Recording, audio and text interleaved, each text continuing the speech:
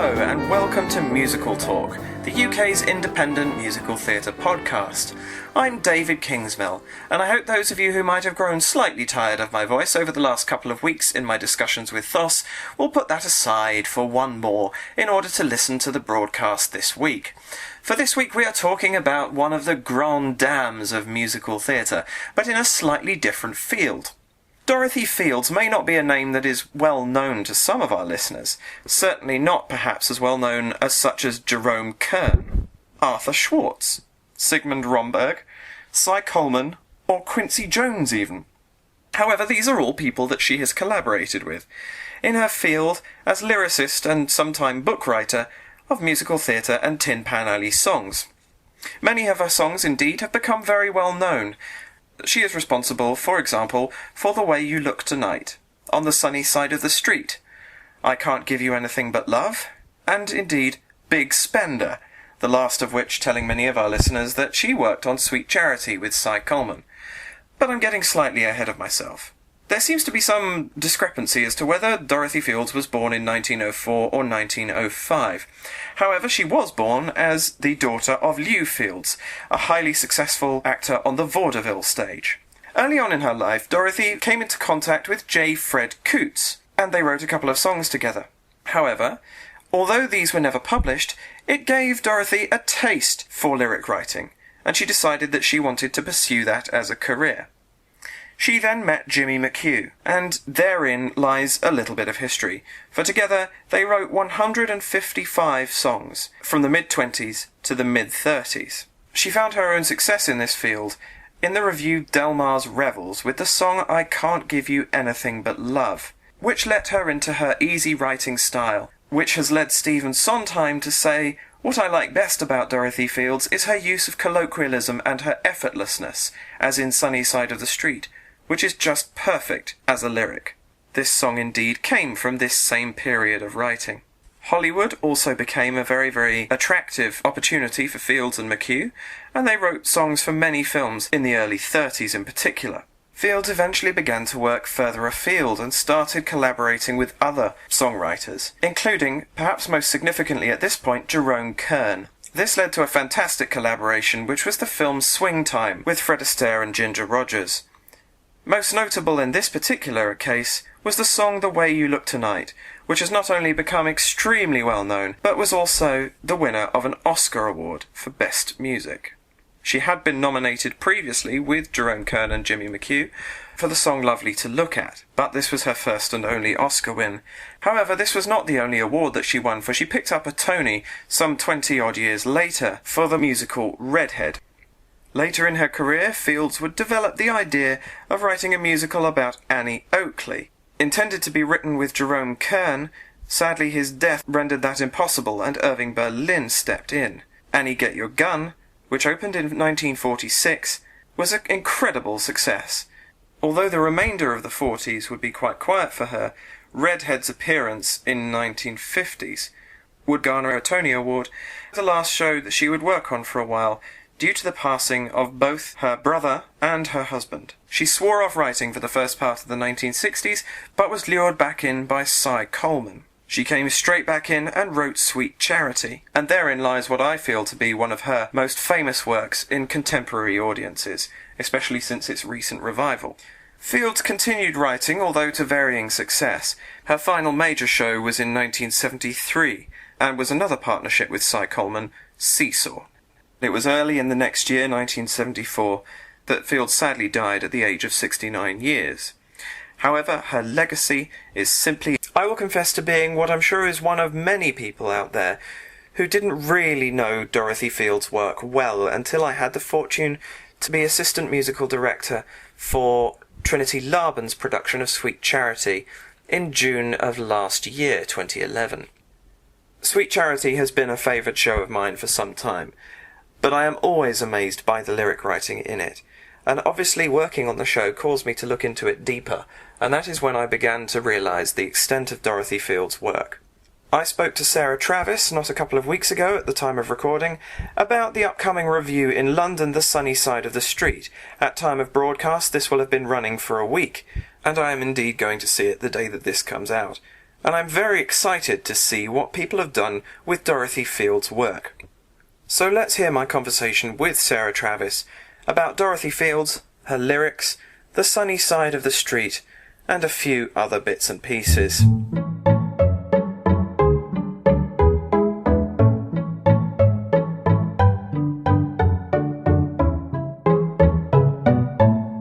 I'm Sarah Travis. I'm the musical supervisor and arranger of Sunny Side of the Street. Excellent. So, Sarah, if I may, this is a new cabaret evening, a new revue, a new... How would you best describe it, really? Pretty much as you have. Yeah. And a celebration of Dorothy Fields' work. Celebration is actually the word I was looking for.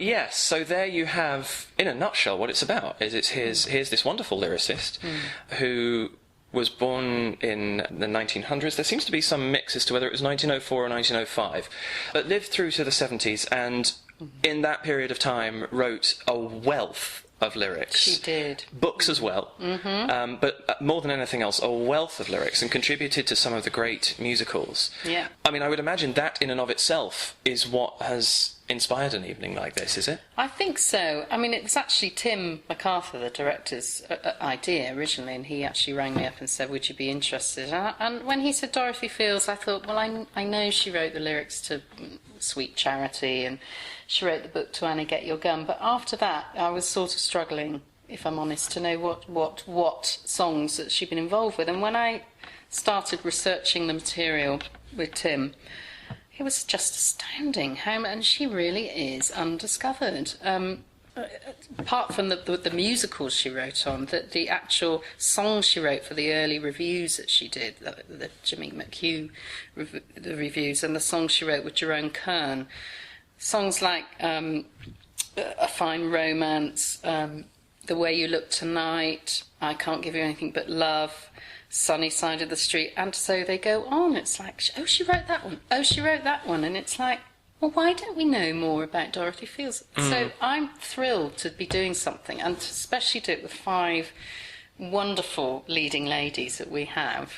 It's a real honour, actually, to explore her work. And also, I haven't worked on a show before where you're actually exploring a lyricist's work rather than a composer or musician from the musical side of things. So what you get is great variety because she wrote with so many different writers. So that, I think, gives it more of an edge as well. And we are reinventing stuff as we go as well, a little bit to suit our setting. We're setting it in a hairdresser's called Dottie's. Okay. So it's modern day, it's very pink, and there are 3 clients. So there's our 5 ladies, 3 of which are clients. One of the ladies runs the salon, and one of the ladies is a sort of trainee Saturday girl type. And so within our world, we're using the songs to sort of tell a bit of a story. We've tried to put a little bit of sort of ups and downs and highs and lows into it. We're not using any dialogue in it, so there's quite a lot of... when trying to sort of put a song into context of what we want to tell within our world, and perhaps lyrically it doesn't quite fit into what we're doing, but because it's quite obvious intentionally where we're going with it, it sort of works. That's what we're only on day 4, so that's what we're sort of discovering as we go. But yeah, it's great, enormous fun. Enormous fun. It definitely sounds like it. And I want to pick up actually straight away on something which you were talking about in there, which is how little lyricists are known. And I think that there's really something in that, because we look at musicals and you talk about Andrew Lloyd Webber. End of. That's really it. You don't actually talk about Webber and Rice. Charles Hart. Yeah. There are so many people he has worked with. Don Black. Webber and Rice perhaps more known back in the day when they were working together more frequently. But unless there is a solid team, the focus does tend to be on the composer nowadays. And I think, bearing in mind that this is a lady who, you mentioned The Way You Look Tonight, which won an Oscar for the best song at the time. She has won a Tony for Redhead. That's right. She didn't actually win it, but Redhead's per se, but Redhead's soundtrack then went on to win a Grammy. she's got 3 major awards associated with productions that she was involved in or directly given to her, plus 3 further Tony nominations and an Oscar. She's a big name, and yet most people wouldn't know who she is. Do you think that is something to do with the way that people perceive theatre? Do you think people go to musical theatre specifically to go and see something that has music in it? Or do you just think that... What is it that's caused lyricists to be a bit overlooked? I don't know. I think when you started the question about that you tend to... It's buzzwords, isn't it? Like Weber and Rice. More currently, Styles and Drew. You know, they come as a package. I don't think... Perhaps you wouldn't say Fields and Coleman. I don't know. I wouldn't think of Fields and Coleman. I don't know. Or maybe there again, it's where there's a set package, because obviously Rodgers and Hammerstein, similar writing era to Dorothy Fields, but they were a set pack. Whereas Dorothy Fields, of course, worked with so many different people that, yes, mate, you wouldn't say Fields and Coleman, because then that would be doing... Maybe because she started off in revue as well. She wrote actual, like, in their day, pop songs in a way. So maybe it was that she... And I think the way she writes, which I love about her, is that every song has a little vignette of a story itself. Sometimes great for that as well. Yes. So perhaps she was a sort of... Mind you, as you say, G&S, I always think of they were the pop writers of their day. They were a team. Maybe just because she put herself about a bit. You know, she spread her load. Why? I've no idea. I don't really know enough about her early sort of life as to why she did. I think she would have written a lot more with Jerome Kern. I think his death had quite an effect on her, that he died sort of early on in their collaboration. Yes, well, of course, Kern, she was going to work on Annie Get Your Gun with Jerome Kern. That's right. And actually it was his death during the upcoming... just before that started, actually then prompted her to end up working with Irving Berlin. And she took graciously a back seat and said, OK, I'll write the book. And obviously that's a hugely successful musical, revived quite recently, and has had many successful productions over time, and I think had over 1,000 performances in its first run, which for the time wasn't bad going. So she has had a real impact. And actually, the one thing I can fill in about the history is that Cy Coleman actually brought her back to theatre after the death of both her brother and husband, I believe, in a very short space of time. I didn't know that. Right. She actually had a period of about 5 years where she stopped writing. I believe, somebody correct me if I'm wrong about this, and he tempted her back in. And it's actually that's actually where she ended up with the writing partnership with Coleman, probably as much as anything because he brought her back. But yes, and I think we have so many songs that go kind of by the wayside, and I wonder nowadays, some of these old revue songs, do you know who wrote them? Do people know who wrote for Duke Ellington? Do people know who wrote for Frank Sinatra, Gene Kelly? Because it wasn't today's mindset of Scott Allen. But do we know who writes for Kylie Minogue? Do we know who writes for, I don't know, you know? And it is, as you say, today, it's the pop mindset, isn't it? Of somebody writes the song. It's the artist that's the forerunner. Yeah. The writer and arrangers, you know, they're seen as not as important, perhaps. Hence, you end up with, for example, Ethel Merman being one of Dorothy Fields' people that she wrote for regularly, and you know Ethel Merman for that song, not necessarily the writers. Putting together a show like this, where you have, as you say, taken different styles, you must have, to a certain extent, a bit of a stylistic clash. No, actually. Really? Because we've set it modern day and we've set it in hairdressers, what we are trying to do is to be true to our story and almost tailor-make some of the songs. Some of them we're doing exactly as they were. Something like, I won't dance, don't ask me. Exactly the same. There's a song called Doing the New Low Down. Excuse my singing, by the way. I'm a tenor. And I've had a long day of singing. A song like Doing the New Lowdown, which is it's not that well known. It's a sort of Charleston 20s sort of treatment originally, and we're giving that to Leanne Jones of Hairspray fame, who is our trainee apprentice hairdresser. Right. and we haven't rehearsed it yet, but we're thinking of doing it as a sort of a street rap, because she's very streety in our show. So with respect to the song, we're going to try and modernise it. There's another song she sings called Lovely to Look At, which all the recordings I've got are very trilly and very soprano based and very 40s. I want to make it more Adele-like. Okay. So for her character, we are tailor-making. So every song we choose, we tailor-make to what function it's going to have in our piece. Right. Yes, there's a clash of styles, but that's sort of quite good, because they're 5 very, very different characters. So we want that. But when they actually sing as a unit, for example, The Way You Look Tonight I've done as a very scrunchy 5-part harmony arrangement. Then it's stylistically it's probably it's very 40s. I don't actually know when that song was written, but and they're as one. That's what I've tried stylistically, as one. Mm-hmm. So all the chorus numbers, if they're all singing from the same page, yeah. So it is a clash of styles, but that's sort of good in a way. Well, it's almost your field in a way, isn't it? Is that sort of playing around with, because obviously you have the Tony yourself for the 2005 Broadway Sweeney Todd, which of course we had the year before on the West End, and that was for the orchestration, which was the Actor Muso production. Correct.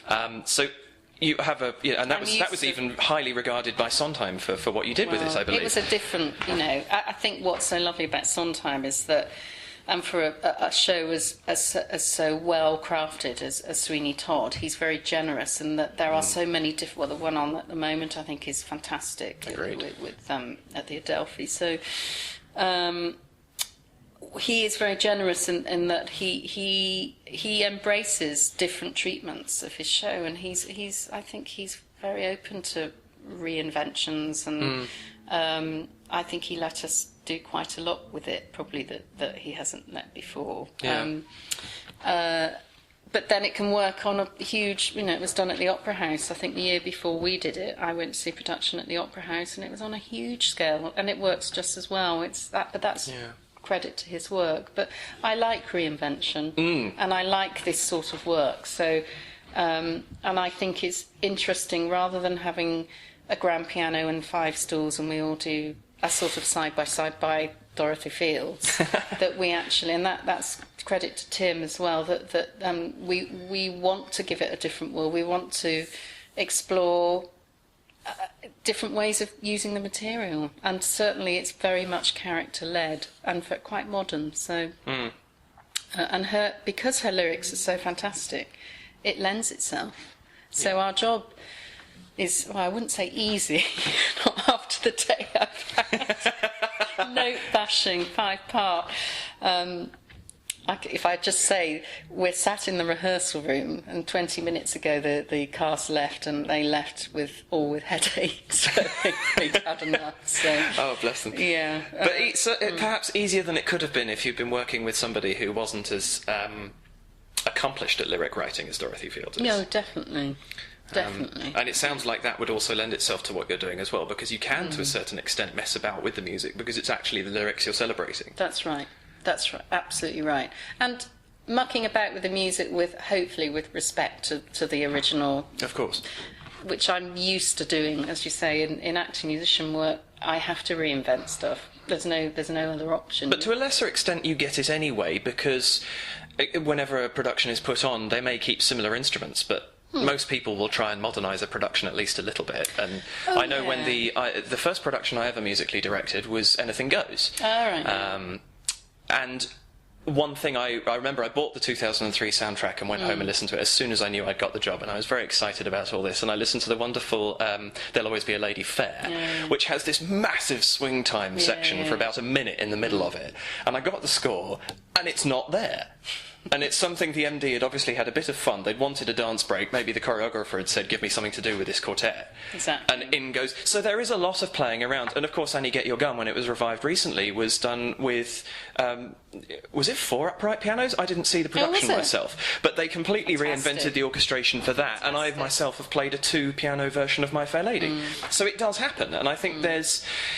Particularly with dance breaks and things. I mean, yes, of course. Dance breaks would have been tailored just for whatever that choreographer wanted to do at that time, and the arrangements. An arranger would have come in and just sort of tailor-made it in rehearsal. Well, you talk about Sweeney Todd. Actually, you look at the Sweeney Todd score, and it has, of course, the directions of what's going on stage for that original Broadway production. Exactly. So yes, that's absolutely true.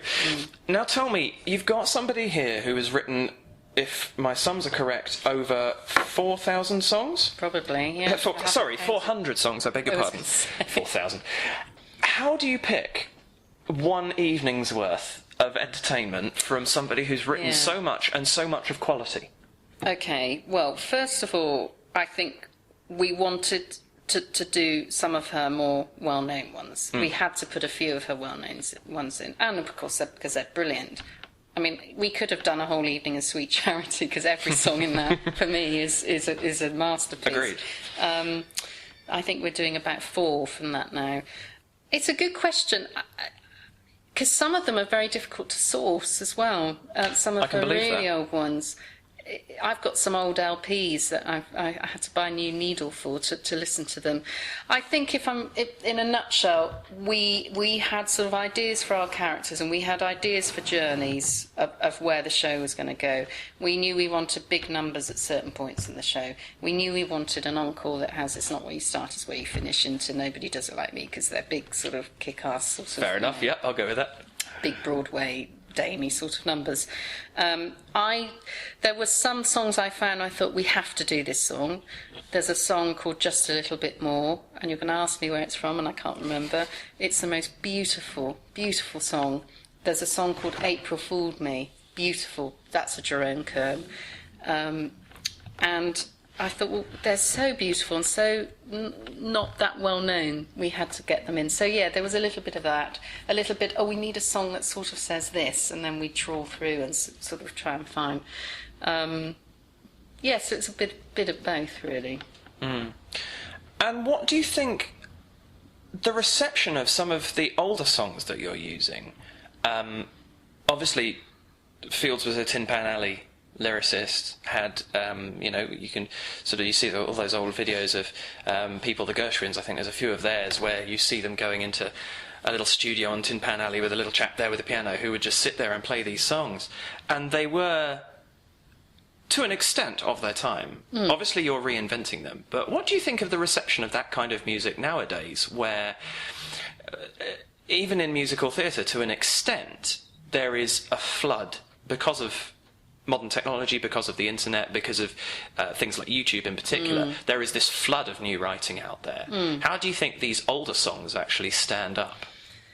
Obviously, well, I don't think. Obviously, we're not trying to say this is a new piece of writing. Obviously, no. So we're not trying to compete with new writing in that sense. I think we're also not trying to say we're doing, like I said earlier, a side by side plus Sondheim. It's just not that sort of type of show. So I think what we're trying to do is just it's a piece of theatre. It's an evening's entertainment. We're not trying to prove anything. We're just trying to be true to the characters in the songs, really. So how will it be received? Well, I've no idea, is the answer. I've absolutely no idea. I hope they will love the music and the lyrics, because it is wonderful work. I have to say, I haven't worked on something, and my background started in cabaret. I was a camp comedy comedian, right. Comedian's pianist. So for me to come back to devise a cabaret with this calibre of work, the last one I did was a Rodgers and Hart, which they're my favourite team ever, I think, Rodgers and Hart. But I think the work should stand up for itself. Yes, it's flooded, but this is different. I mean, it's 5 girls and a piano in a hairdressing salon, so, I don't know. I can't predict how people are going to react to it, if I'm really honest. But I hope they'll enjoy the body of work. I hope they'll enjoy what we've done with it, and I hope they'll enjoy the 5 great women we've got. Mm. And let's talk for just a moment about them, because you have got a stunning cast who are... Okay, so Rosemary Ash, we've got Helen Hobson, we've got Shona White, we've got Jane Milligan, and we've got Leanne Jones. And as I say, we're on day 4 of rehearsals, and I don't think I've laughed so much in any sort of rehearsal process as this one. We all just hit it off from day one. I've worked with Shona before, I've worked with Jane before. Shona, I worked with Chess last year, and Jane, I did a production of Spend at the Watermill that Jane was in. And the other 3, I've met Rosie before, I've not worked with her, and I've not met the other 2 before. So, and we'd all sort of were connected, but we didn't all know each other. And we had lunch on the first day. Tim cooked us all lunch. And the noise level was... and that has just continued. I mean, chat.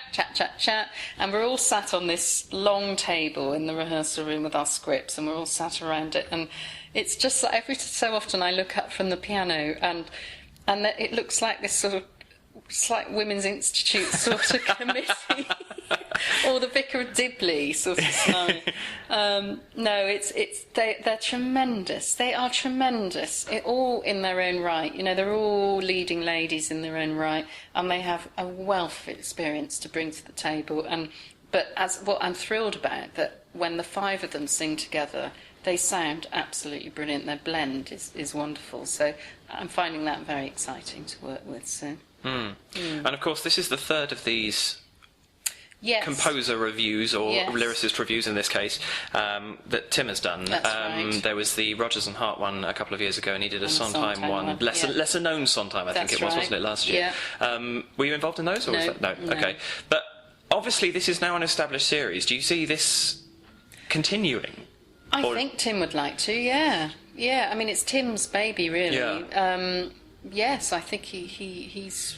Yeah, it's a regular slot now. Good. So I don't know what. I think it's a wonderful idea. I really do. Mm. Particularly for lesser known work. When you're pulling something out of a hat that hasn't been seen recently, or indeed very often in general, I think it's nice to be able to reintroduce those works. I think so. I think there's definitely, as you say, going back to your last question about it being flooded, I still think there's a market for this sort of...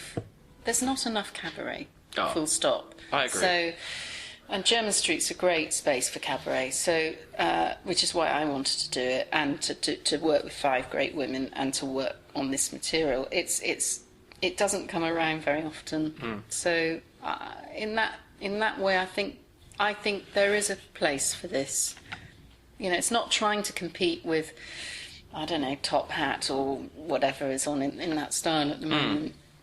It can't. But it's not the same kind of evening out either, is it? It's not. You're not going to an event such as this to go and sit and be wowed by special effects or whatever else. You know, 50-strong dancing troupe. Whatever. I haven't seen Top Hat. I don't know what's in that. But you know, it's a different kind of theatre. It's going there. It's raw. It harks back to it. It's almost. It's not an old style, but it's seen as an old style. I think purely because of the lack of it. These ladies aren't going to be mic'd. The audience is going to be about a foot away from them, and it's raw and it's in your face, and that's exciting. Definitely. There's no sort of, as you say, big production values. There's no band. It's just me on a piano. You know, it's basic, out there and deliver. What would you say is your favourite Dorothy Fields song? Well, it changes every day. Okay, today my favourite song is Just a Little Bit More. Yesterday, my song was The Way You Look Tonight. At the moment, it's what we've been working on and what I've enjoyed. I think, because it's a discovery, Just a Little Bit More. From Stars in Your Eyes. Right. So today, just a little bit more. Fair enough. God knows what will be tomorrow. Well, there we have it. There's this fantastic evening planned. How do people go and see it?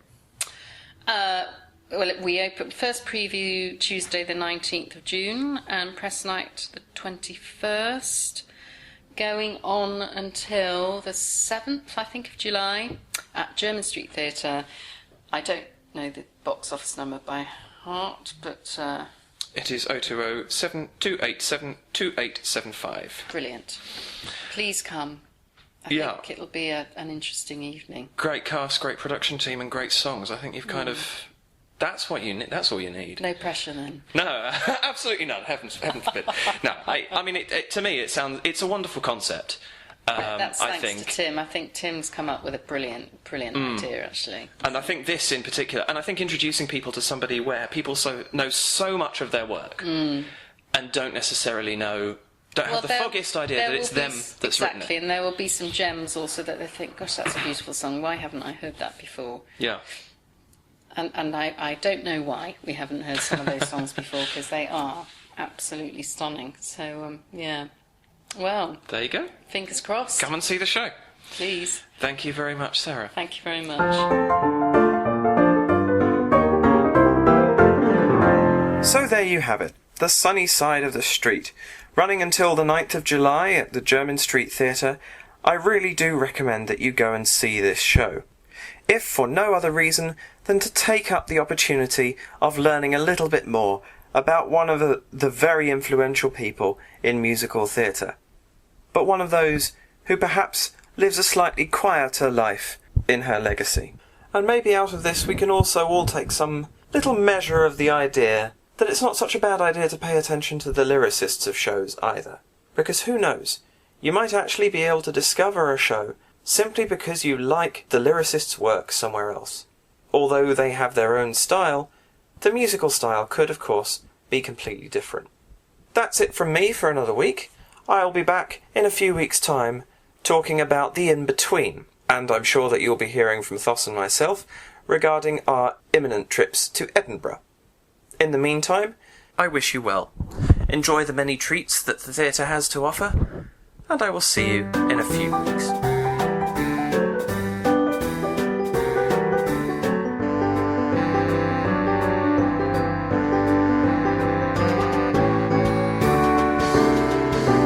This episode of Musical Talk was presented and edited by David Kingsmill. Many thanks to the Dorothy Fields website, dorothyfields.co.uk, where I gleaned much of my information about her life. Music copyright David Kingsmill, 2012. This is Musical Talk.